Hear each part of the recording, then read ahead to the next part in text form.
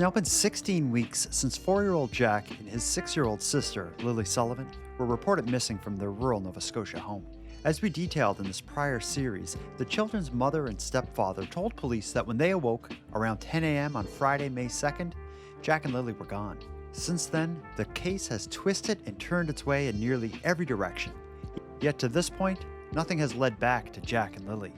But maybe we're getting a little closer. In this episode, Madelayne Klein and I will continue our series breaking down the updates and developments in this ever-evolving case. And this one's a big one. An investigative report published by the Globe and Mail provides a treasure trove of new information that has reshaped the conversation surrounding the children's disappearance and the people on the periphery of it. You'll see what I mean as we get going here. So let's get into it. Tonight, in the 10th episode of this series, we will again be asking the big question: where are Jack and Lilly Sullivan?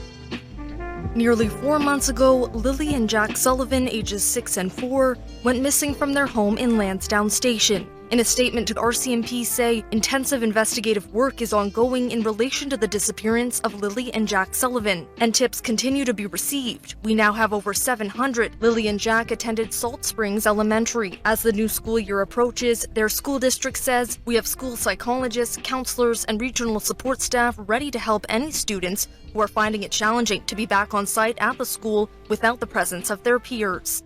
When those kids get back in the classroom to their teacher, it's going to be, did anybody find Jack and Lilly?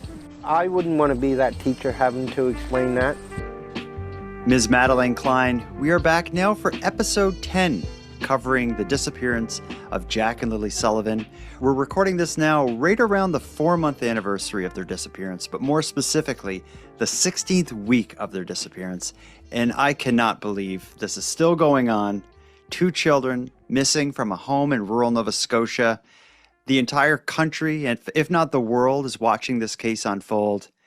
And so far, at least publicly, it's gone nowhere.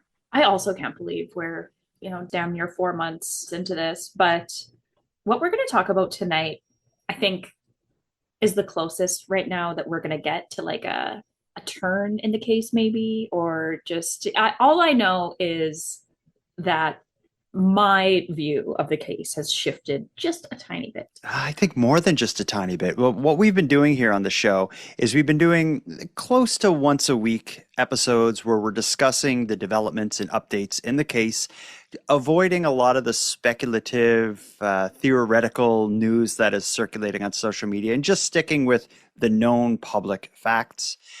Some weeks there's been a lot. People have come forward and, 1 week we had a series of interviews on CBC, for example. So some weeks there's a whole lot of news. Other weeks it gets a little slow.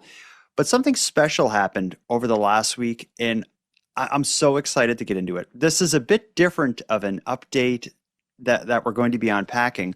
It's a long-form article that appeared in the Globe and Mail. The title of the article is "A Picture Emerges of the Missing Children's Lives, but Not Their Fate." It was written by Lindsay Jones and Greg Mercer, and to call this an article is almost an understatement. This is about as close as you would get to somebody writing a book about this case 3 months in. It is in-depth, it's thorough, it's descriptive, it's well written, and it includes a whole lot of new information. I think a lot of the work that Lindsay Jones and Greg Mercer did was firsthand reporting. Like, of course, they're mentioning kind of the big developments that played out in the media, but it seems that they as well did their own series of interviews with almost everyone involved in the case. And there are so many, as I went through the article reading it, there were so many moments where I'm like, oh my gosh, I had no idea. And that makes me question every bit of this. I think I've read it 4 times at this point in preparation for our talk today. Absolutely. I read it twice. But yeah, it's like a short story. And yeah, it really sheds light on the missing almost puzzle pieces of this case, except for, the most important piece, where are Jack and Lilly, but it kind of just makes everything come together a little bit more. Yeah, and as the title suggests, it really does provide a picture of the children's lives. We learned so much new information about the family dynamic in the home, red flags that were raised in the lead up to the children's disappearance, and it presents a few new details that make me just think like, what could that mean? How does that make sense? There's so much. And, On my show, I find something I talk about a lot is like the decline in quality of media and reporting over the last, 15 or 20 years. There's this idea that, back in the day, once upon a time, journalists did this hard-hitting, boots on the ground reporting and presented full tellings of the different stories. Somehow along the line, that turned into more so just feeding the 24-hour news cycle where every article just had a new paragraph and the rest of the article was just recounting, what had happened prior. This piece that we're going to be talking about in the Globe and Mail is like, to me, like the high watermark of what journalism and reporting can be. Beautifully written, well researched, and it just tells a compelling story of every known fact, it seems, and it shows its math. So it's not, this speculative thing. It's like, here's what we know and here's how we know it. And it's I can't say enough good things about this article. And I think we're going to be discussing it tonight, but I think anyone out there who's following this case, the next thing they need to do after listening to us tonight is read the full article, because we went through it and kind of picked out the key moments or the new details or the most puzzling puzzle pieces that were presented in the article. And we'll talk through it, but there's so much more than we could ever get to in a 1 hour podcast episode. Yeah, it is. It's worth the read for sure. To give a sense of how this is written, I'm going to read one of the opening segments of the article that describes Lansdowne Station. This will give a sense of the language that the article uses. Deep in the middle of Nova Scotia, far from its quaint coastal towns, sits Lansdowne, a hamlet of around 100 people in a cellular dead zone. It's surrounded by endless spruce forests, bushes like razor wire, and bogs that breed swarms of black flies. About 150 kilometers northeast of Halifax, it was once a busy railway stop bustling with Scottish immigrants who dug iron and copper mines deep into the hillside. Today, those mine shafts are long abandoned, and one lone train a day cuts through the community with a melancholic blare. This once prosperous corner of Pictou County is now economically stagnant, with 1 in 5 children living in poverty. So like we're already starting off strong. Yeah. Like yeah, what a beautifully written piece, honestly. Mm-hmm. And it sets the scene, and it also drops a little bit of a clue with what's to come, where it's mentioning the mines. That's something we've talked about in this area, specifically in the forest behind Jack and Lily's home. There's said to be old wells and old mine shafts. In the article, it comes up again, the search of some mines, and I thought that was interesting. But I don't recall mines ever coming up. Like sinkholes, yes. Wells, yes. I don't recall mines ever coming up, which I would never have guessed. Well, I'm not from the area, so. No, I've heard of decommissioned mines there, but I don't see Jack and Lily wandering into a mine, an abandoned mine from 100 years ago. But we'll talk about it as we get going, because there was a section of the article that spoke specifically about the discovery of human remains in a mine. I think maybe 25 years ago in the same area.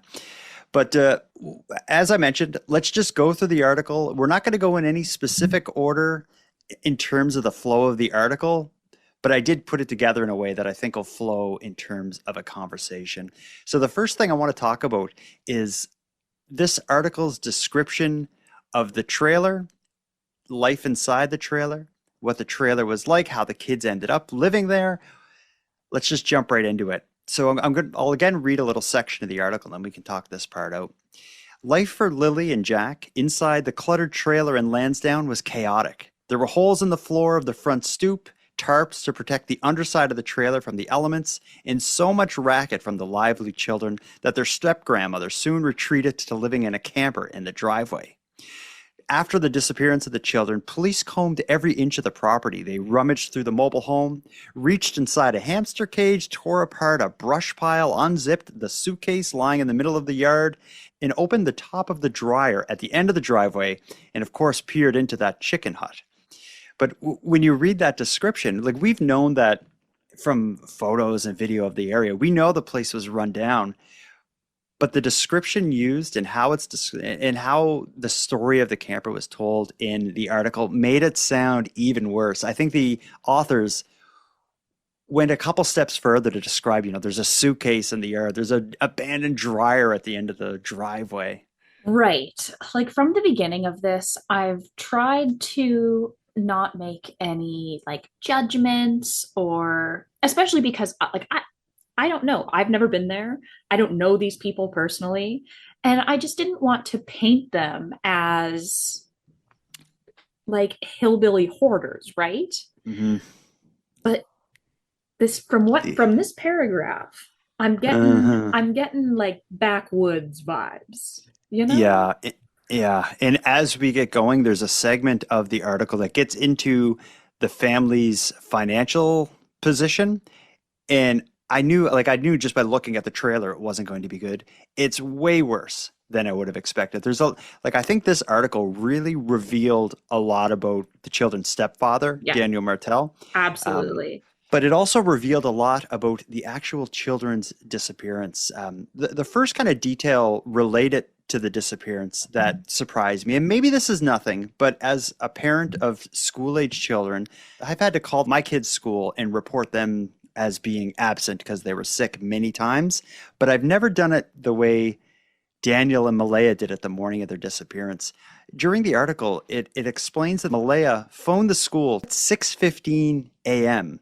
And as we know from prior reporting on this case, it was said that the reason both children didn't go to school that Friday was because Lily, the older of the two, had a cough.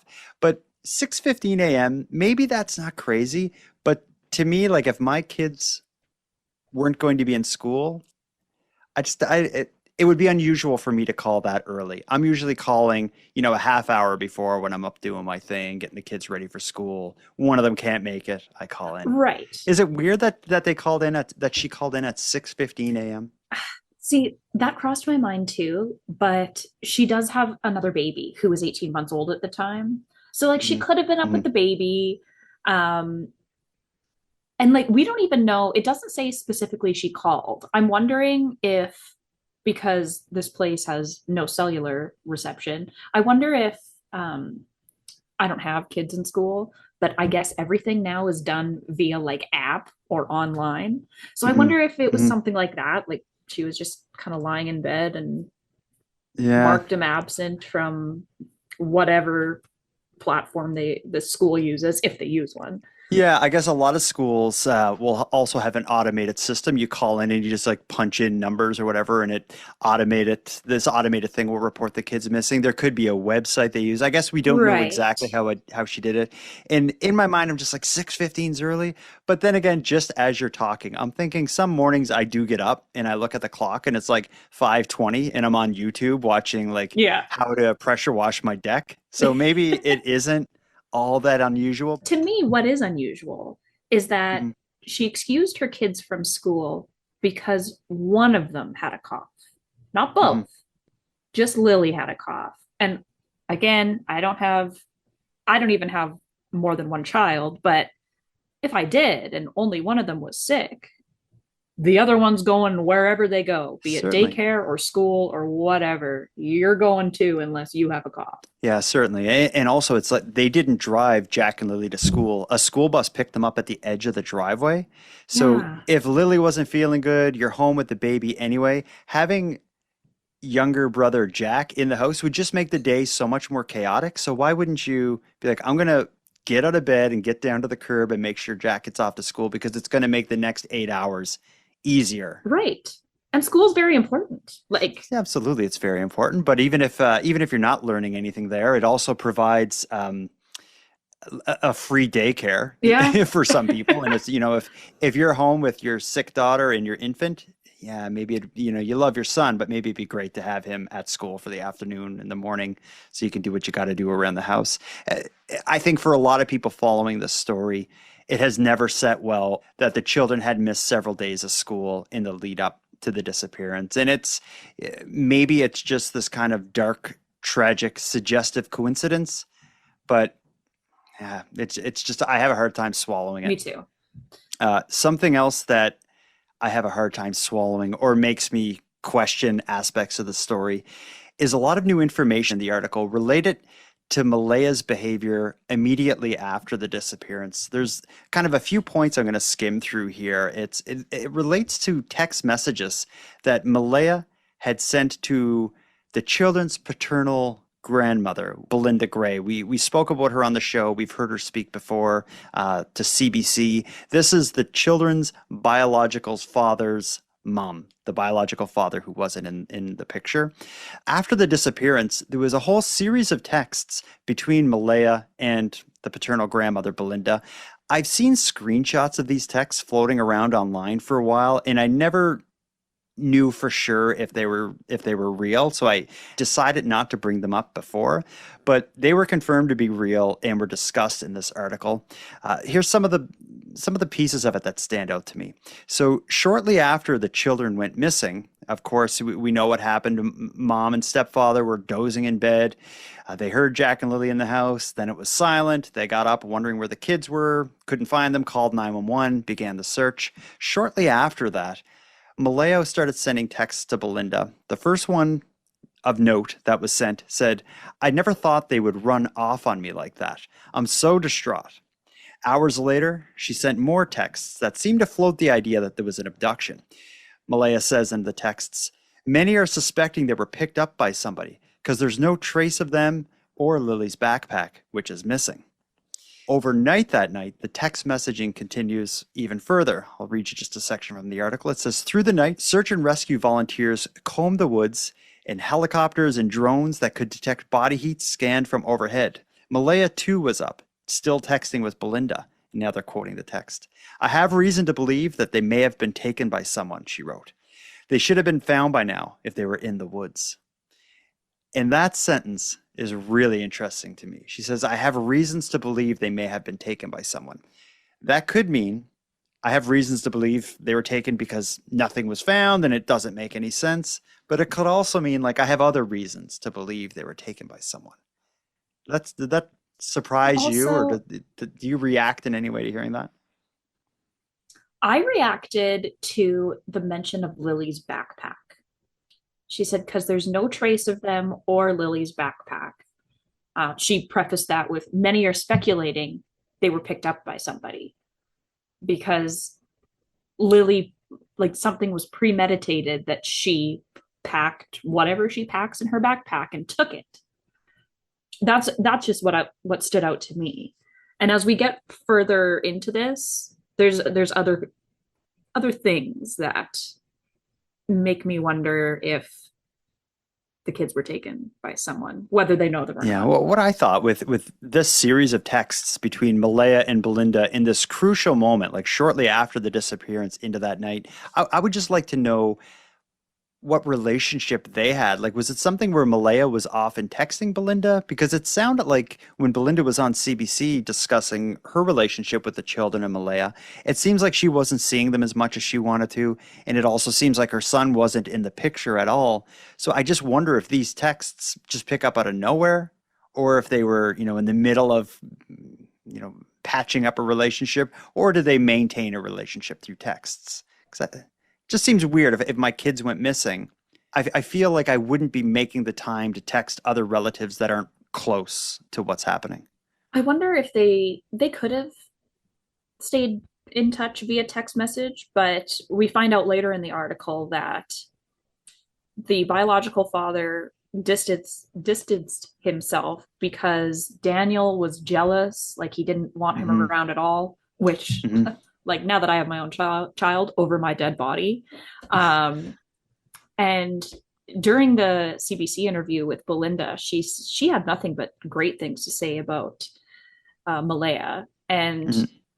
I think like there was no animosity between the two, but I think Malaya wasn't allowed to be in contact with her or her ex. Yeah, So we'll put a star at that though, because yeah, what's happening in this article as we get going, specifically when we get to some of the negative things that were written about Daniel, the children's stepfather, a lot of that was coming from people on Malaya's side of the family. Yeah, we'll put a pin in everything related to Daniel, because now that I'm thinking about it, he does defend himself somewhat. Let's move on to the next part of the article. And for everyone, for those listening, I apologize as we jump around. There is so much information in this article to talk through. once we present it all, we can then start to put it together. But the next piece of the article that made me just say, what the hell, was some things said related to the discovery of the blanket in the woods behind the home. This is something we talked about a lot on the show in the past. One of the only pieces of evidence that seemed to have been found after the disappearance of the children. One of the largest scale ground searches in Nova Scotia's history seems to have found, well, two and a half things. A children's footprint very near the door of the home. What maybe was a children's footprint deep in the woods behind the home, in a blanket that was thought to be Lilly's. So the history of this is we learned about the blanket initially when we listened to the dispatch logs during the original response, the original search and the original ground search. We heard it said that there was a blanket found, possibly belonged to Lilly. We learn now a bit more details about the blanket. The blanket was found caught up in spruce trees about 1 kilometer from the family's home. It wasn't an entire blanket. It was a portion of it that was torn. When first asked about the blanket, both by the police as well as the media, Daniel said it wasn't Lilly's blanket. Shortly after, in follow-up questioning, like I think weeks later, Daniel changed his story or changed his opinion and said, I believe it to be the blanket, but he suggested that the blanket was planted there and that it may have been taken from his garbage. He also alleged that 2 of his sweaters went missing from his home after the children disappeared. When asked further, he declined to comment. So you heard that right. In questioning, Daniel said, it is Lilly's blanket. I think someone took it out of our garbage and planted it there, and 2 of my sweaters are missing as well. Someone says, what do you mean by that? And he says, I'm not getting into it. Red flags. Red flags. Yeah, what the hell is going on? That's shocking to me, because does this imply that, someone is trying to set him up? I took it as he's trying to set something up for himself. It was at this point that my opinion of Daniel started turning. And I was like, this whole time I've been very pro Daniel. I've been on Daniel's side. And I say, he just he's talking to the media and all of his interviews sound so sincere. And, he took the polygraph test, even though they're not admissible in court, but he's just, he's really advocating for these missing children. But now I feel like I'm just learning about the second layer to him, maybe. Hell yeah. And I feel the same way. I don't trust him.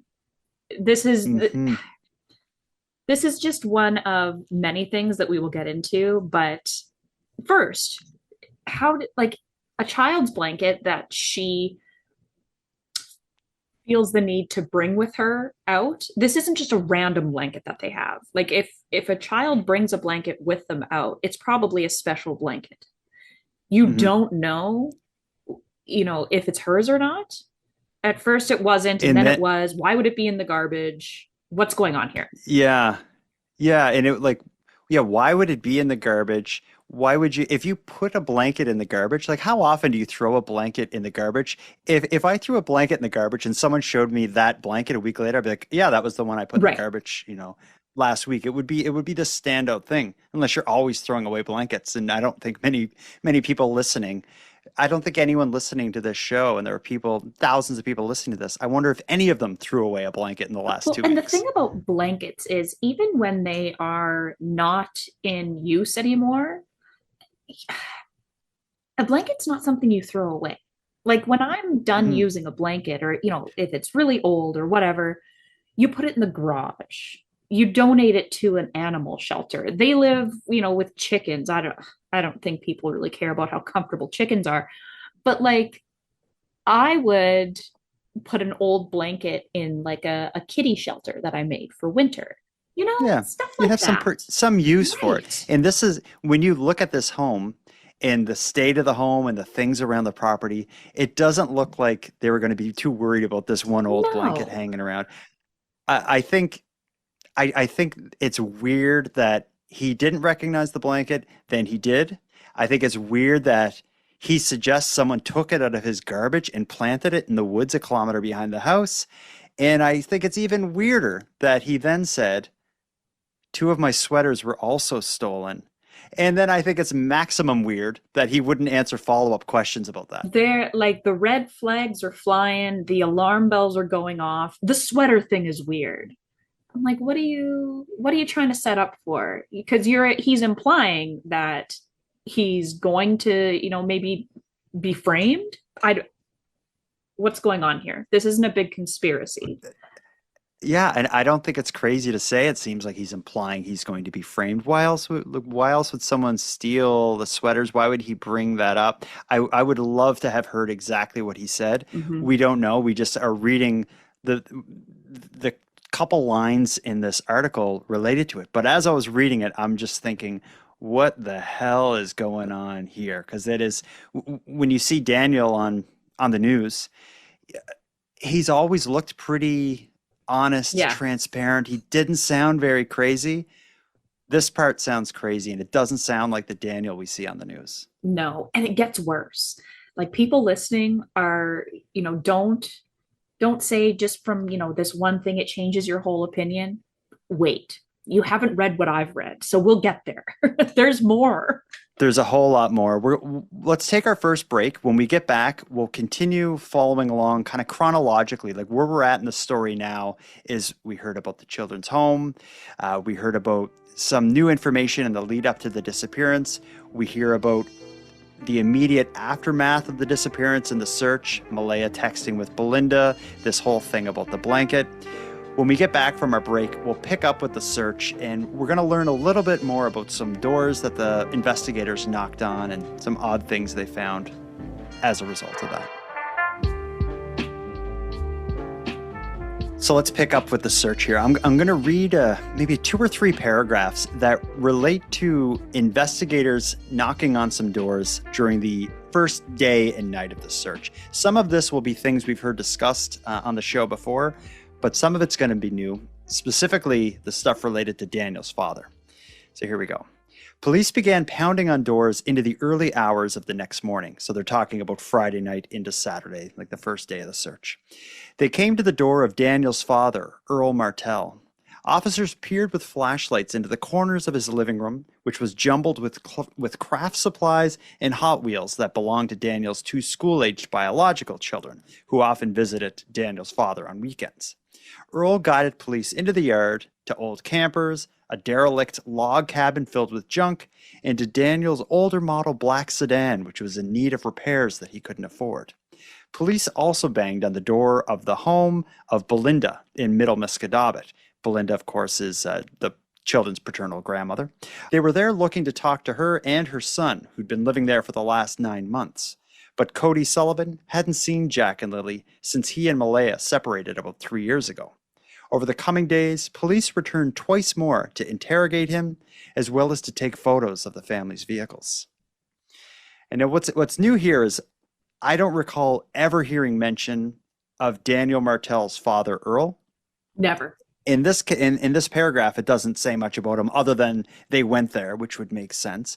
But he was mentioned also in the article because where the children's blanket was found, where Lily's blanket was said to be found, maybe planted, who knows, that would be on a road that would have led to Daniel's father's home. So Daniel's father kind of is all of a sudden kind of like becoming a part of the story by reading this article.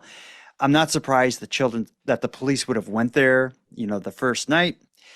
The other part of this that's interesting is when they went to Belinda's home to talk to the children's biological father, Cody. We knew about that because we've heard Belinda describe it on CBC and aired portions of it on the show. But I never thought of the fact that they were taking pictures of his vehicles. And when you think in the context of the police and investigators are soliciting video days prior to the disappearance from the public, all of a sudden they're taking pictures of Cody's vehicle. I think it's pretty obvious to us what they're doing. Right.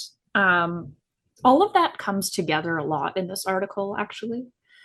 I'm excited to get to the neighbor's tip that came in like days after their disappearance, but I just got to pump the brakes. We'll continue on this tangent first.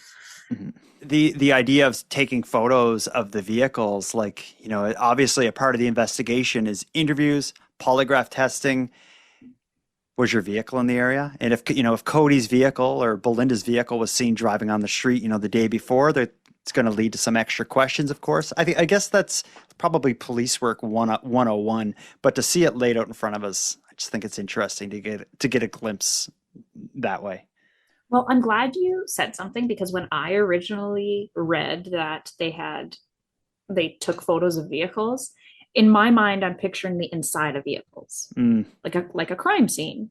But no, what you're saying makes much more sense. hmm Like the make and model of it, what it looks Yeah, like, the what color, color it the is. rusty part on the back, quarter panel Right. or whatever, it just makes sense. And I think, the amount of video and the hundreds of hours that they've described having access to, they probably have a pretty good idea of every person that was in that area. And I They think if have if there to. was something that telling, I don't think almost 4 months later it would be without an arrest. So I'm thinking there's probably a pretty good chance that none of these people's vehicles were doing anything that suspicious, but I don't know. Not suspicious enough to make an arrest. You can't arrest someone on a hunch. No, no, certainly So, not. Um, I've mentioned, and we've mentioned earlier in the talk, this idea of mine shafts and abandoned mines in the forest behind the children's home. We've also heard and discussed in the past that the children, when they went into the woods, it was said that they would just go, a couple minutes into the woods where they had these little like cabins and stuff. As far as I could tell, the actual abandoned mines are quite a bit of ways away from the children's home, not an area that the children would just wander off to on their own. But in the article, it does talk a lot about those mine shafts, and I want to read a little bit here. And this is discussing, again, the ground search immediately after the disappearance. Police divers scoured lakes, they drained the septic tank of the mobile home, and they inspected 4 abandoned mine shafts in Lansdowne, a search eerily familiar for locals. In 2002, amateur mineral explorers discovered the remains of a man who disappeared 19 years earlier in one of those abandoned copper mines. Police have said they plan to search more of these old mine shafts for the children. A provincial database shows 5 within several kilometers of the mobile home. Dozens more pepper the backwoods and rural highways of Pictou County. And in reading that, I thought, whoa, like there's a bunch of these mine shafts back there, and crazy that a body was found in one of them. When I went and read a bit about the 19-year-old man who was found in a mine shaft in 2002 by amateur explorers, he was actually the victim of foul play. It was a homicide, and it was said he was connected to the drug trade in the area. But it sounds like someone hid his remains in a mine shaft, and 15, 20 years it took before someone actually found it. So I wouldn't think Jack and Lily would wander into an abandoned mine, because that sounds terrifying, especially for 2 children, but they got to search them. I have questions. Please. I've never seen a mine shaft. So, are they easily accessible and easily searchable? And would the infrared, like heat sensing cameras, would they be able to penetrate into the mine shaft? I'm no expert, but let me do my best to answer. Would the heat sensitive cameras pick it up? Absolutely not, because this would be underground. So like the heat sensitive cameras that like the drones and the helicopters would use, that would be if there was a deer walking by or a coyote or something, you would see that different colored object kind of moving around, Right. but it Okay. wouldn't see underground where something would be in a mine or something. Are they easily accessible? It kind of depends. Like when a mine is abandoned, oftentimes they'll seal it up. Sometimes it's going to be a big wooden door with a big chain and padlock. Sometimes they'll just cover the whole thing, the front of it, in concrete. Sometimes they'll use a bulldozer and just push a bunch of stuff on it and seal it up. Sometimes, 30, 40 years later, nature takes a course and it just fills itself in, and that's the end of it. But as we heard, in 2002, it was just some amateur explorers who just worked their way down into the mine so that people could get into them. And clearly someone thought it was a good idea to bring a dead body down there and hide it to conceal a murder, and were successful in doing so. Well, it worked because it's still unsolved. So it's not just like a massive hole that would be very intriguing to children. Now, I'm 32, and that would intrigue me if I just saw like a random, door on the side of or in the woods. I'd be like, yeah, let's go in.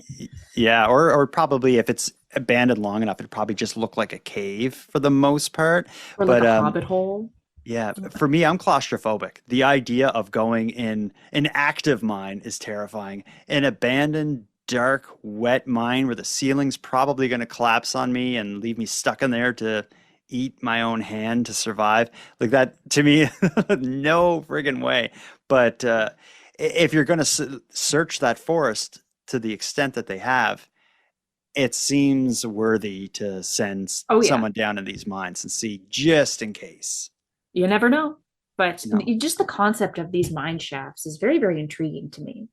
Mm. Is it a Nova Scotia thing? Yeah, well, where I'm from Cape Breton, which the history of the island is coal mines. There is abandoned mines all over the place where I'm from, but most have been filled in because of the danger of, someone going down in there and hurting themselves, or even just, years later, like as the land above the mines collapses and stuff. It's a risk. But in this case, again, I can't imagine two children being brave enough to walk down into a dark mine. But I can see a situation where someone conceals evidence of a crime in a mine. And in this case, like these exact mines we're talking about, that had happened and was discovered in 2002. I feel like if they were trying to escape like the elements, there would be better routes than a mine shaft. Like turn around and go home? Right.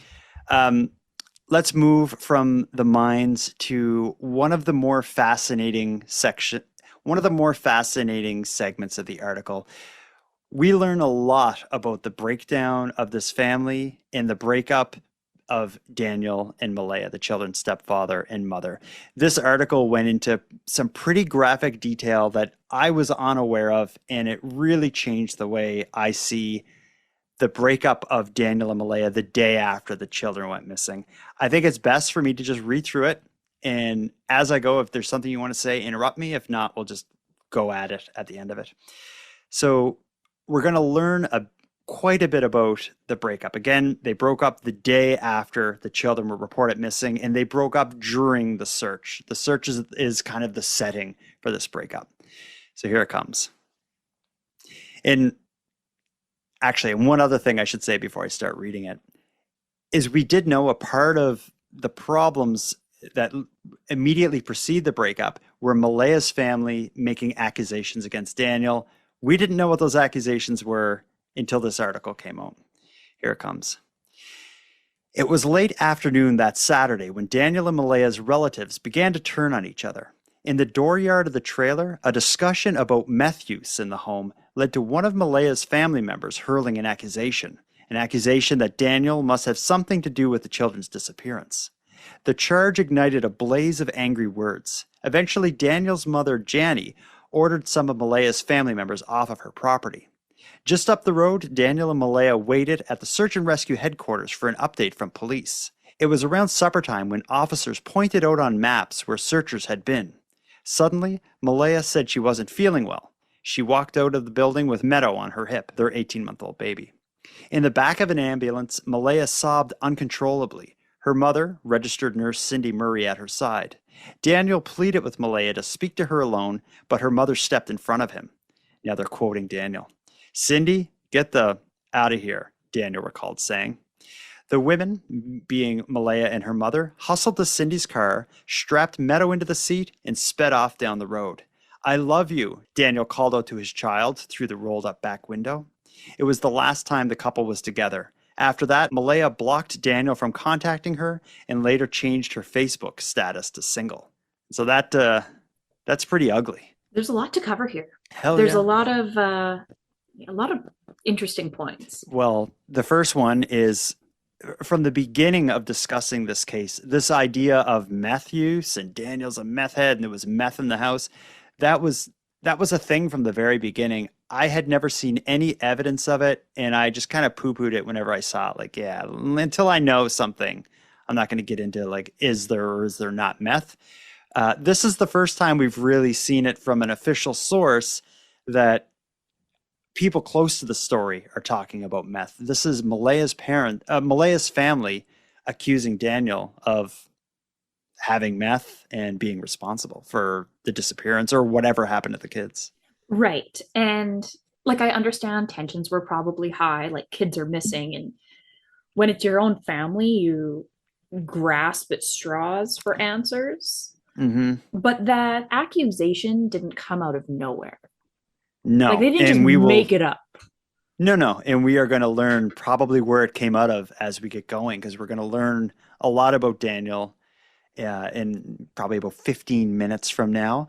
But as far as this breakup, or as far as this family breakdown, Malaya's family is accusing Daniel of having meth, being responsible for the disappearance of the children. Daniel's mom, who was living in the camper in the backyard and owned the property, kicks them off the property. So that happens. Daniel and Malaya are at a separate, like, kind of search and rescue headquarters. The search and rescue team are like kind of showing maps and presenting, like, we searched here, we're going to do here next. And it's in the middle of that, Malaya just seems to break down, crying. They put her in an ambulance. From there, Daniel wants to talk to her alone. She refuses. Malaya's mom stands between them. Daniel cusses her out, and then Malaya and her mother get in the car and with the baby and are gone and have not come back. That is like, man, I've heard of bad breakups. That is the worst breakup. Just the way, so Daniel wants to talk to Malaya alone. Why? What information do you need to divulge to her that you don't want anyone else hearing? And then when her mom wouldn't leave, Daniel swore at her, get the F out of here. Like, that's just very odd. And once again, shows us a different side of Daniel. Yeah. And one of the allegations directed towards Daniel that we'll get to is this idea that he was controlling of Malaya, maybe isolated her from other people. In the context of that idea, thinking of this like, I need to talk to you alone, is that because maybe he thought he could, A, influence her, or could it be B, he thought he could calm her in a way that maybe the paramedics couldn't? Who knows? Like, I would like to get Daniel's take on why did you want to talk to her alone? Like, what were you aiming to do here? Because it is weird in the middle of this, like, we need to talk in private, like leave the ambulance away from your parents or your mom. It does sound odd. But another thing that's interesting about this exact moment in this idea of Malaya and her mom and Meadow leaving the search area to go to another part of the province to be away from this. The children's paternal grandmother, Belinda Gray, she made a comment about when she first learned that Malaya had left, and this appeared in the article, and I thought this was interesting. When Belinda learned that Malaya had left, now they're quoting her, if she could leave, then it meant to me she knew her kids weren't coming back. I thought that was interesting, and that was a powerful comment, and I kind of feel the same way. If the day after the disappearance she leaves, there must have been some other way she could stay and not be with Daniel, but I don't know, because whatever was going on with these two families, it wasn't good. And I can imagine her wanting to get out of there. And she also seemed to be in the middle of a breakdown, as evidenced by she couldn't handle even looking at the maps. She had to go into the ambulance and, get care. Right. Well, and it's just like at this point, they still believe that the kids are in the woods, right? Oh yeah. Well, this was all happening the next morning, right. Really, So which would have been a terrible time for everyone. The children would have spent the full night in the woods in their mind. But as a parent, you wouldn't leave the place your kids are supposed to come back to. You'd say like, no, I'm staying here till they get here, because at that point they were coming home to us, at least, because we, they're in the woods. They're eventually going to be found. Yeah. And I think fortunately we could never put ourselves in the position that she was in, but I think most people feel like they would have a hard time leaving. I know I would, even if Daniel was driving me crazy and I wanted nothing to do with him, I would be like, you stay away from me. Yeah. I'll stay away from you, but we're here, there's something we got to deal with. And then we break up. Then I block you on Facebook and I leave. And I'm sorry, but the fact she changed her Facebook status to single first Yeah. just sheds light on like the times we're in. Like first order of Yeah, it business does. is changing my Facebook status to single, Yeah. not hiding the relationship status, changing it to single. I thought it out and kind of playing devil's advocate a bit. What I think could have happened, possibly, like I just don't see her being like, you know what, when I get home, I'm done with him. I'm going to update my status so my friends know we broke up. What I could see happening is like maybe she wanted to block him and like remove him from being able to see her profile. And in the course of doing that, it like removed him from her relationship status and just like, I wonder if it was this automated thing in Facebook, but I don't know. If Well, and she also, like, what do we expect her to do? Just sit there and stare at the wall and worry? Like, unfortunately, two of her children are missing. So it Mhm. sounds like she had lots of time to doom scroll and update her Facebook settings. Ye- So, Yeah. Let's travel back in time. We got there's a lot of information in this article about red flags and things that happened in the lead up to the disappearance. Just as the title of the article suggests, a pictures emerging of the missing children's lives, but not of their fate. A lot of the stuff we're going to get into now is going to be about the lead up to the disappearance, and that is some of the most fascinating parts.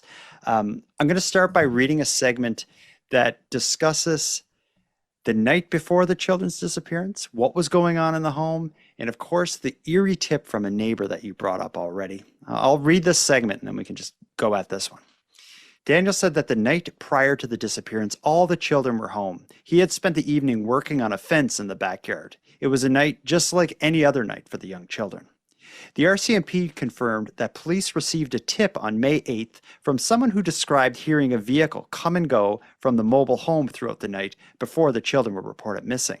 A neighbor who spoke to the Globe and Mail said they reported this information on May 8th. The neighbor said they were working on a vehicle in their own yard when they heard the same loud 5-speed car come and go from the trailer about 6 times from midnight to 5 a.m. After the children's disappearance, the neighbor considered that it may be important information and had reported it to the police. So again, talking about journalism, somehow the Globe and the authors of this found out about this tip, got the RCMP to confirm it, managed to find the person who gave the tip, who spoke to them how many anonymously. neighbors could there possibly be? Yeah, it's a good point. Yeah, the two houses. But I just thought it was fascinating to get it all wrapped up like that. But this tip, obviously, it's someone working on their car who knows cars because they said it sounded like a 5-speed engine coming and going. But that's, obviously it's a car person, but that's a very specific thing to hear.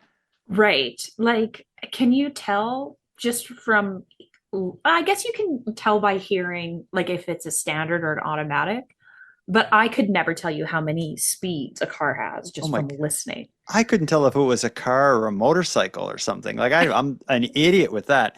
But what this tells me is that yes, this person knows cars and stuff, but his or her memory of it was so strong that they even knew the type of engine that the car they heard had, which is it's one thing if the tip was like, I thought I heard a car pull in the driveway last night. I don't know, maybe. But he's like, it was a 5-speed engine. It came and went, and I was outside. I heard the whole thing. And 6 times between midnight and 5, that's a little weird. And also, I have a feeling that this is the tip that prompted our CMP to ask not only for video footage, but video footage from days before. Either way, like this tip is so specific that I think it's credible. And I think if anyone close to these children's lives have a 5-speed engine, they probably got some special attention in terms of questioning. I can also see how this specific tip could get molded into a rumor of a party. Mm. That's I can see how that could bloom from this. That's true, because that was something. The whole party, there was a party at the house. There's lots of cars. Yeah. Yeah, but we managed to trace the source of that to a Facebook post that said there were some cars there the afternoon, like a couple days before. Oh, it was afternoon. Okay. This is But this I know is it. That's totally not yeah, true. But this is different. But this does, if we believe this tip, the police haven't, the police have confirmed this is a tip, but they haven't confirmed if there was a car coming and going. If there was, oh my God, that's like a game-changing development. But in reading and considering that tip, like I'm thinking that I feel like I believe this guy or girl, whoever saw that, whoever heard that. why would they make up that very specific tip with times, a specific engine, Mhm. you know? Yeah. Something else I believe is a section of the article that talked a lot about the concern that people had for the children in the lead up to their disappearance. This, I believe, because very shortly after we released our first episode covering the disappearance of Jack and Lilly, I got a message from a listener of the show who claimed they worked for or with or at the school that Jack and Lilly went to. And they told me that it was not a secret that many people who were in that school were concerned about Jack and Lilly and their home life. They spoke to me anonymously, saying, "I have inside knowledge that many people were concerned about what was going on in these children's lives." I didn't really get too deep into it, but this article did, and it corroborates a lot of the things that I was told. So I'm going to read you a section about some of the concern for the children in the lead up to this. And this will also get into some information about child protective or child welfare, or like kind of social workers getting involved. So here we go. A child protection supervisor rushed to prepare a memo for a senior government official about Jack and Lilly on the day the children disappeared. 2 weeks later, another memo about the children was prepared for senior staff in the province's Child Welfare Department. This is according to redacted notes obtained by the Globe and Mail through a Freedom of Information request. What is known about Jack and Lily's interaction with child welfare authorities is that a social worker came to the trailer over concerns raised by the school several months before their disappearance to assess their home life. Daniel, however, told the Globe the visit was related to the kids' learning difficulties at school. He said the children were suspected of having autism and were scheduled to see a doctor the same month they vanished. He declined to answer further questions about the involvement of child protective staff in the kids' lives. There were signs that the children's home life was strained. They were developmentally behind other children and arrived at school grubby and without appropriate winter clothing, prompting staff to provide it for them, according to a school board employee with direct knowledge who spoke to the Globe anonymously. So in all that, what it seems to be telling us is that CPS, Child Protective Services, was involved. As soon as Child Protective Services heard the children were missing, they began scrambling to get reports together outlining their involvement with these children's lives and get it to senior government officials. We don't know what those reports say because that was all redacted according to what Globe and Mail printed in this article. It's like I was told, the school seems to have, and people at the school seem to be concerned with the children showing up, not dressed for the weather and whatnot. All of this suggests neglect. Right. And it's so sad that It is sad. any child has to live through that. But throughout the last 10 weeks, like I said before, like I've tried to not judge, and because I don't know these people, but this just adds another layer onto how this, like the lifestyle that was described, or not the lifestyle, but how the trailer was described at the beginning of the article, The home life, this is just all making sense. This is all kind of coming together, and it's just so sad. Because on the surface it's like, oh, this poor family, 2 kids are lost, and I'm sure everything's fine in the house, they love their kids, etc., etc. But like, there were some problems, there were some issues. There was some problems, yeah, and to have like Child Protective Services coming to your house over a problem that's like not even a problem at school, but like whether things fit for them at school. That seems unusual to me. it seems like that kind of thing would happen. I just don't see it being that CPS is showing up at your house about like an autism assessment or something like that. I don't. No. And also, things aren't reported to CPS unless It's they're pretty yeah, sure. and Like, I realize teachers have a legal obligation to report anything and everything they see if it's they deem it yeah, problematic. and they're not going to report like, he's having a really hard time learning to read and he's not getting along. No, they're No. reporting like safety, neglect, abuse, that Yeah. sort of stuff. And I feel like Daniel didn't want to talk about CPS's involvement in the children's lives. I think there's probably a pretty good reason. If this ever comes out, CPS's involvement with the children in any detail, I think it's really going to be eye-opening and concerning for a lot of people. Now, one part of this that we didn't get into, and I don't know if it's valuable or not, but the article did go in depth with like a series of photos that were posted that showed the children with black eyes. And as I was reading it, it's like it seemed that Daniel was questioned about the black eyes. And there was two or three photos that they specifically referenced in the article that were all several months old, but each one he kind of had an explanation for. One was, Lilly fell down and went face first into a Tonka truck or something and ended up with a black eye, and Jack got a black eye from something else. And it was kind of presented in the article to suggest maybe there could potentially be something more to it, but I didn't find enough in that to be like, I got to talk to Madelayne about that. Because I know the way kids are. Like my kids Yeah. always have cuts and bruises, and I call them big boy knees. And that's like, once a kid's like 3, their knees are, at least with boys, their knees are like cut until they're 12. I totally agree with that because kids are they're so clumsy and it's that's a like as unfortunate as bumps and bruises and black eyes are concerning, but they're kids and they're siblings. So I used to tussle with my siblings all the time. And yeah, like my kid dove headfirst into her crib and had a big bruise on her forehead and it bruised right away. And I was like, this child looks like an abused child. But it happened so fast and kids bruise so easy, and especially the head. Yeah. I found like, Yeah. so yeah, that's a really hard call.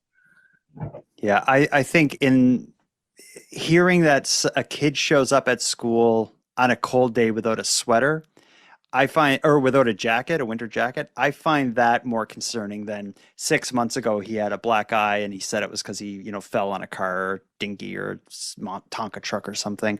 This idea that the kids were showing up without the proper clothing, that always bothers me, because even if you're having financial hardship, there's no reason that a 4 or a 6-year-old are going to school without a winter jacket in Canada. Yeah, that's a huge sign of neglect. Let's take our second break. When we get back, we're going to learn a whole lot about Daniel and a whole lot about the family's financial situation. And it is so much worse than I would have suspected.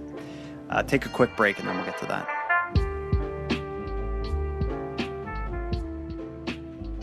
So what we had known about this family is that there was some financial hardships. We knew Malaya was a stay-at-home mom. Looking at the state of the property would lead you to guess things weren't going great financially. We knew that Daniel worked at like a logging mill or like some kind of sawmill, but we also knew that he was down to like 1 or 2 shifts a week and things weren't great. The article gives more details on the family's financial situation, and it is worse than not great. Let me read you a little bit. Daniel had been cut back to 1 shift a week. His car was off the road because it needed repairs, and he had to rely on his uncle, who also worked at the mill, to take him to and from work, or occasionally Malaya, whose grandmother had recently helped her buy a white Nissan SUV. Daniel's father, Earl, said that he bought the couple groceries and gas and provided firewood for them to heat their home. Daniel, however, denied having money problems and had claimed to friends that he was going to get into investing and turn his life around.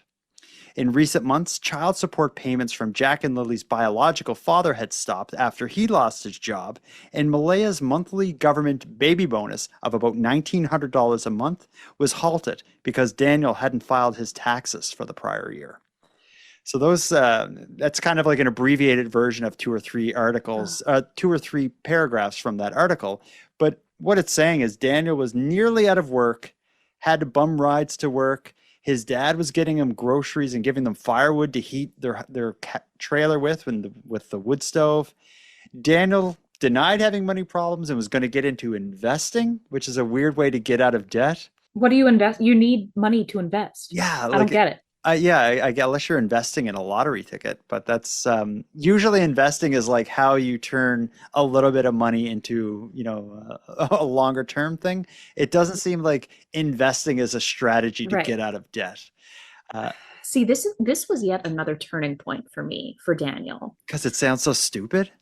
And not only that, but now I know he's capable of lying and embellishing and just generally being deceptive.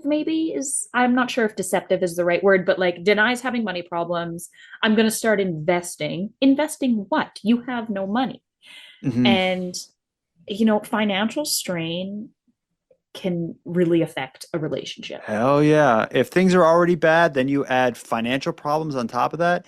And then when you think of all the other things that became a problem, so Malaya was getting some child support from Cody Sullivan, the biological dad.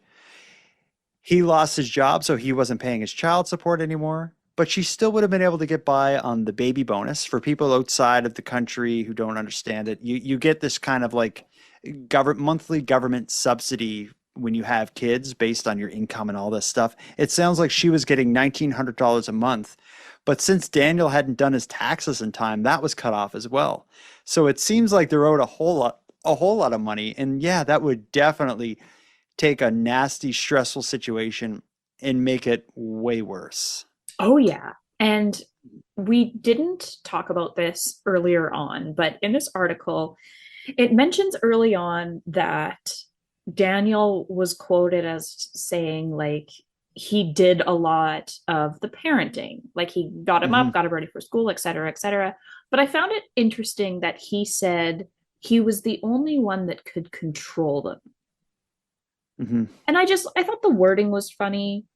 And it just, now with everything that we found out about Daniel, it makes me wonder how, I don't want to say mean, that just seems so blanketed. Like, how hard was he on the kids? And going back to just financial strain, that can make a bad person even like more miserable and more terrible. Oh yeah. And I'm sure everyone listening has been there before, where you're at a point where you have, stress and stuff going on. It's way easier to lose your cool. Like when I think of every time I got like mad at my kids for whatever, making a mess or being too loud in the house or something, or screaming, it's usually because I'm kind of frustrated and distracted by this other stuff I have going on, a deadline or something I got to get done. And that's when I just quit it. Right. In this case, things are horrible in the children's home. The place, I'll say it, the place is a dump. It sounds like their relationship wasn't going well. It sounds like they went from broke to dead broke. And let's not forget that these aren't his children. I don't know if he sees it, but he has other biological children. I have no idea about, custody and all that, but they weren't his kids.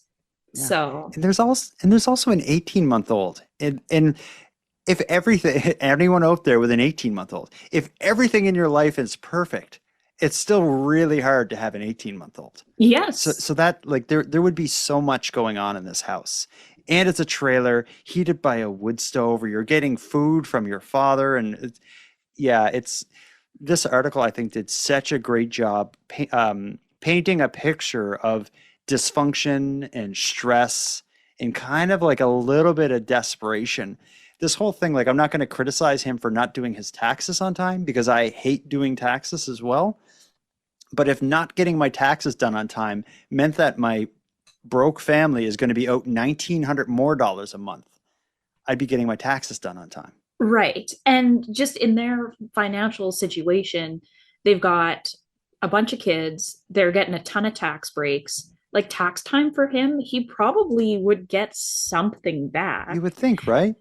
And the fact that Malaya's benefits were cut off tells me that they filed together. They're, Mhm. a common law or whatever. They'd be getting something. And he works so seldom that like he's not making a ton. Yeah, it's only hard to do taxes when you have like, five different jobs. So you got all these T4s and different investments and everything else and Yeah. interest from this. I can't imagine his tax return would be that difficult. Like he should be able to go to like, the little tax booth at the mall at tax time and pass them his T4 and they're like, there you go. I bet it's, There's I your think, return. I don't know, it would probably come down to just like laziness. Also, they kind of live in the middle of nowhere. Yeah, it's true. So I don't, And they got a lot going on, a bunch of kids and a baby and everything else. So I guess I could see it, but just, but if I, your income and $1,900 a month is a lot, was riding on this, I'm surprised the bonus was that high. three kids, one under the age of 1 or 18 months or Yeah. whatever. And I believe the baby bonus thing that we get in Canada is scaled based on your income as well. Hmm. So if she wasn't working with three kids, she's probably getting like the maximum as Yeah. well. But let's move on because the next segment is something I really want to talk about. We're going to learn a bit more about the status of the relationship and the problems in the relationship due to some messages that Malaya had sent to the children's paternal grandmother, Belinda, as well as some statements made to the media by Malaya's grandmother, Connie Brooks. So I'm just going to read it and let's talk about this. Malaya described Daniel as controlling and said she had wanted out, writing in a message to Belinda on June 15th that I never wanted to stay there. Belinda wrote back saying that she wished Malaya would have reached out. We would have done what we could have to help. I know, Malaya responded. My mom is saying the same thing. Malaya's mother declined to be interviewed. After the children's disappearance, Malaya also confided in her paternal grandmother, Connie Brooks. She described how Daniel would hold her down and take her phone. Now they're quoting her grandmother. He was having her, I don't know what you call it, scared. She couldn't go anywhere or do anything, Connie said. That's what she told me, and that's what I told the detectives. Good for her. Yeah, but in reading that, for one, we know that Malaya and Belinda continued this text message thread long after the night that the children went missing that we discussed earlier. But it seemed like the text messaging got to the point of like, I wanted out, I didn't want to be there. But the next step of that is Malaya's grandmother saying like, he was holding her down, taking her phone. She was scared of him. That doesn't sound good, but this is both coming from people kind of on Malaya's side for the most part. But I can also see it. Me too. It's home life wasn't great. Like I think chaotic would be is a really good word to describe this home life. And now she's got his kid. Like she wants to leave, but she's living in his mom's place. Like I imagine she felt very trapped. Yeah, because she has her two children who were said to have some special needs. They were going through an autism assessment. She had her two children in this house that his mother owned. They have the baby together. He's like on his way to out of work. Yeah, like I could see it being trapped, feeling trapped with the walls kind of closing in around her. Yeah. Oh, absolutely. And anyone that's been in an abusive relationship before, whether it's emotional, mental, physical, all three, um, it's not as easy as just leaving. Mhm. People say, well, like, why don't you just leave? And it's really not that easy. And sometimes it's safer to stay. Yeah, and especially when it's a slow boil. Like, and Hmm. when I say that, what I mean is she moved in this house. Things were probably pretty good in the beginning of their relationship. She was pregnant when she moved in. He was working and, things were working. But as things slowly, day by day, get worse and worse, and you're taking it day by day, it can just quickly go from like, oh, this isn't great to like, oh my God, I'm trapped and I'm drowning in problems. And And I'm broke and I have nowhere to go. yeah, And you don't want, you could have, it sounds like her mother's very supportive. It sounds like her ex-mother-in-law is very supportive, but it's also like coming from personal experience, when you're in a shitty relationship, it's embarrassing. You don't want mhm, to tell people. Like you want people to see, you want people to think that it's all Mhm. sunshine and rainbows. And it's incredibly difficult to ask for help. As bad as things are within the relationship, things seem even worse around Daniel. Something we've talked about on the show, something that's been speculated about online and everywhere else, is drug use and Daniel Martel. And this article really pulls the curtains off of that aspect of his life. And this was really eye-opening for me. I'm going to read you a bit about drugs in the home and drugs in Daniel's life. This is mainly comments coming from Malaya's grandmother, so you can decide if you want to take it with a grain of salt or not, but let me read it. Malaya's grandmother said Malaya told her that Daniel had concealed a drug addiction for nearly the first year of their relationship. Daniel didn't respond to questions about these allegations, but he has insisted in interviews with the Globe that he's never struggled with drugs and doesn't have a drug problem. But despite that, he's admitted to taking methamphetamines and pretty much everything else. He said he recently started attending Narcotics Anonymous 3 times a week and is taking online courses in anger management, depression, parenting, child protection, substance abuse, suicide, and violent behavior.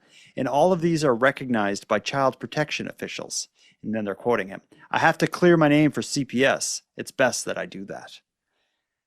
So let's talk this out. So do you do drugs? Do you have a drug problem?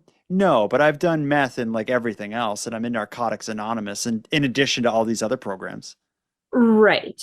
I'm no veteran, but I'm pretty sure if you don't have a drug problem, you don't attend NA meetings. Are there recreational meth users who have it completely under control? That's exactly what I was going to say. Meth isn't exactly a party drug. And also to say like that's like a quote from him. I've done meth and like everything else. What does that mean? Well, it sure sounds like words of someone with a drug problem. It's I can get, I smoke weed all the time and I've, done acid on Halloween last year, but where it's like, and then I've done meth and everything else, like pills and, that just sounds really bad. I'm also in Narcotics Anonymous, and then I'm also in all these other kind of like mental healthy programs about abuse, substance abuse and violence and self-harm. He passes it all off, at least in this article, by saying like, I'm doing it for CPS just so I look good. But that's a pretty he's handy already excuse. been caught lying. Yeah, it's a pretty convenient reason to be taking all these like substance abuse and child protection courses. Right. And I remember in earlier interviews with him, he's like, yeah, like I've been drug tested.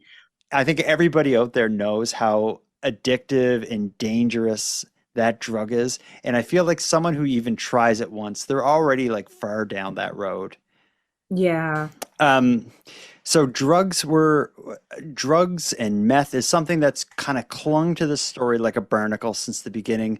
Another thing that has, and I'm glad it was referenced in this article, and I love the way it was referenced, is this idea that the children were abducted by someone close to Malaya and that they were whisked away and brought to a reserve and were protected by like the indigenous community that Malaya's a member of and hidden on the reserve. That's something I've seen a lot, generally written by people from outside of Canada who don't even really seem to understand what a reserve is.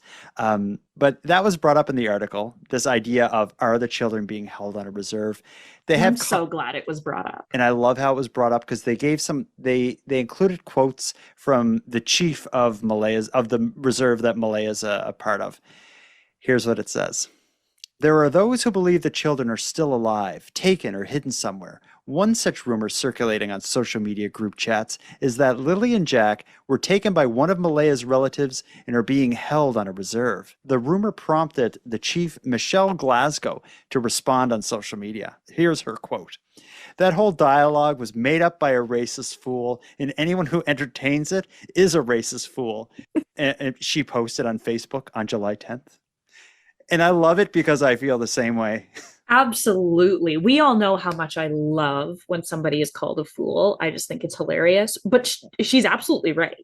Like someone caught wind that Malaya's indigenous and from a reserve and was like, oh, well, the kids are on the reserve.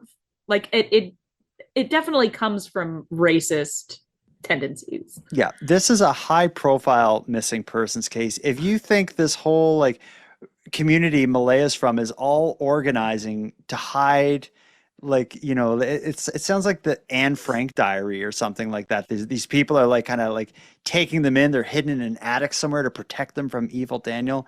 It wouldn't work like that. Not at all. Not at all the case. And I think they're like psychotic ramblings of a fool somewhere far away who's learning about reservations for the first time. Not much to say about it other than I love that quote from her. Me too. But what I really want to talk about is some of the closing comments in the article. A lot of this comes from Belinda Gray, the children's father, Cody Sullivan's mom. I'm going to read a little bit about it. I'm going to read a little bit of the final paragraphs of the article, mostly quoting her, and then we can wrap up our talk here. So here it comes. I think somebody out there knows what happened. I don't believe my grandchildren are alive, but to not get answers, it's like, no, there's answers out there. 2 kids don't just disappear in the morning and nobody knows anything.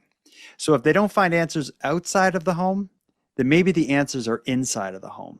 In hindsight, she says she wished she would have pushed harder to see the kids, to see Lilly on her birthday in March. Looking at photos of children from the past 2 years, she notices now that they look thin, possibly malnourished with cracked, dry lips. Something she says she might have picked up on had she had seen them more in person. And it makes her wonder about the other adults in their lives. She recently learned that others had concerns about the children's safety in the home. She also wants to know what child protection social workers knew prior to Jack and Lily's disappearance, whether they suspected the children were abused and what was being done about it. And here's the last line. I hate to say it, but every one of us failed them. We all failed those kids. And I think I think those are great comments to wrap up this article on. Again, I said this article almost comes across as a book that was written before the story ends. And right now, that is how the story kind of ends currently. Things are looking bad. There's still a lot of questions. There's no answers. But it seems like a lot of people probably failed these kids. Oh, absolutely. I'm really glad that they ended it with that specific quote because it's so true. A lot of people failed those kids. Yeah. And it's so sad that, like, we don't know what happened. What we do know is that it's not good. Yeah, it's the whole thing. Like, this article, in my mind, is a game changer. Absolutely. Most of what we know was about Daniel came from Daniel. Most of what we knew about Malaya came from Daniel. It was the other voices, Belinda Gray speaking publicly. Daniel's mom was on the news. Yeah, the police were on the news a lot, giving press releases and stuff. But everything that they say, it was so like kind of manicured and stuff. I think this is the first time that we're really seeing from Malaya's family some harsh truths about Daniel. And the article didn't really include anything without showing its work.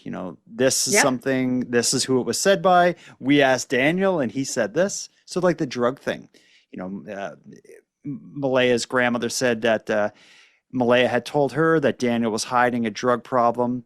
And then it goes on to Daniel admitting, yeah, I did meth, I'd done everything. I'm in Narcotics Anonymous. But I've never had a drug problem. How does it change your opinion on all of this? Oh my goodness. It has completely changed my outlook on Daniel and this case. Like you said, this article, it's not a smoking gun by any means, but it's like, I no longer think that the kids just vanished by a stranger. Statistically, they probably weren't, just taken by a stranger, because that's like a 0.01% chance of happening, especially in such a remote area. But yeah, just the cocktail of Daniel being abusive and the drug problem and the financial problems and how he's shown us that he's lied and he's kind of set himself up for a defense of, I'm being framed. And it's something that really rang for me was when Malaya's family accused him of, you're doing meth, so you had something to do with this disappearance. Now, if we really want to pick that apart.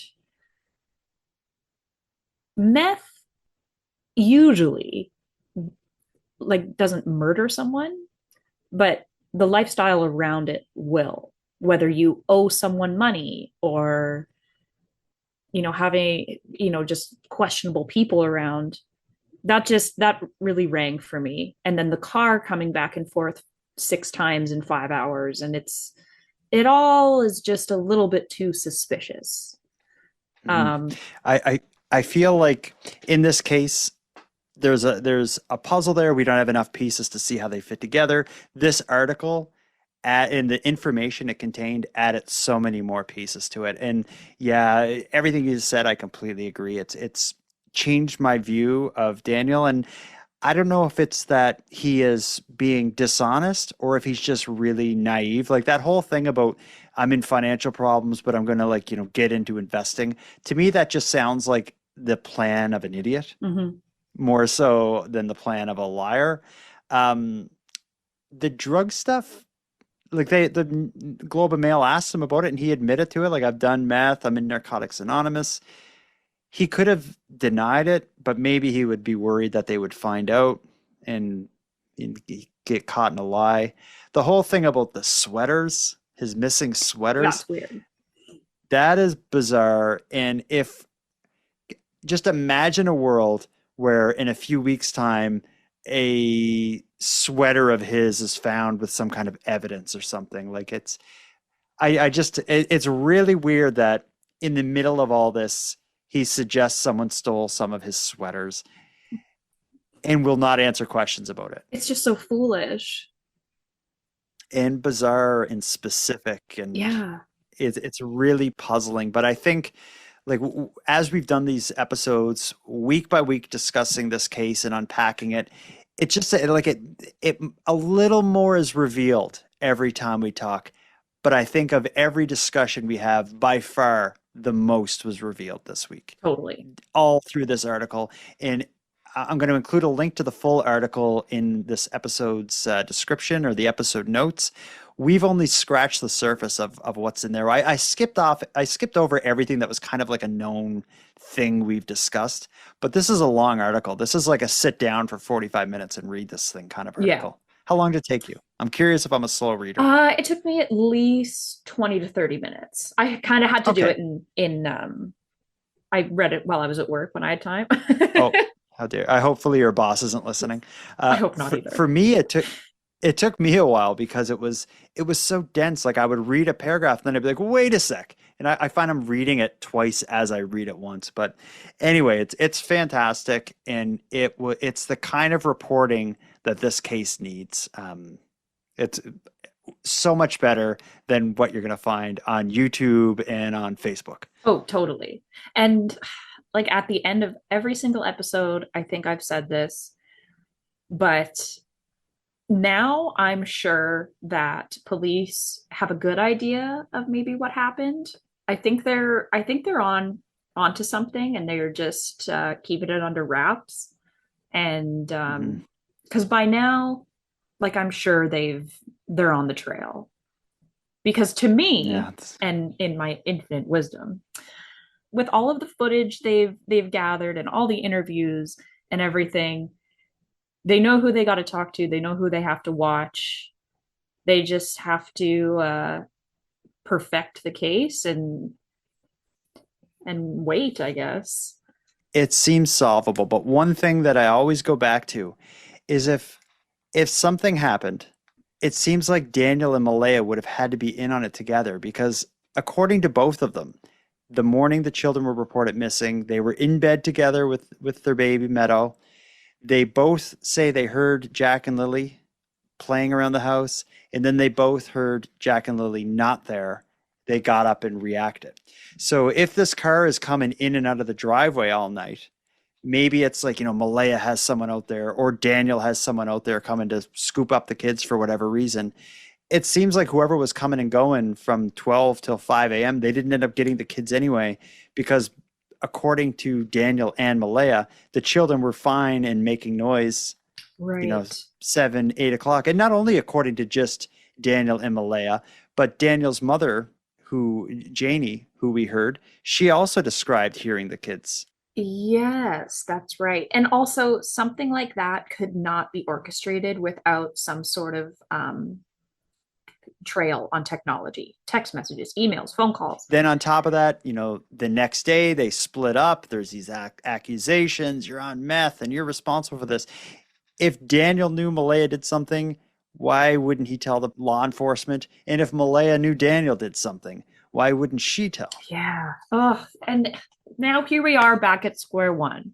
Thanks. I don't know what the hell happened, but like the article promises, a picture has emerged of the children's lives, but not of their fate. The perfect title, because it does show us the children's lives, but again, their fate, what happened, who did it? I'm no closer to answering that than we were, 3 days after the kids went missing. No, we still have no idea. Only a different view of their stepdad.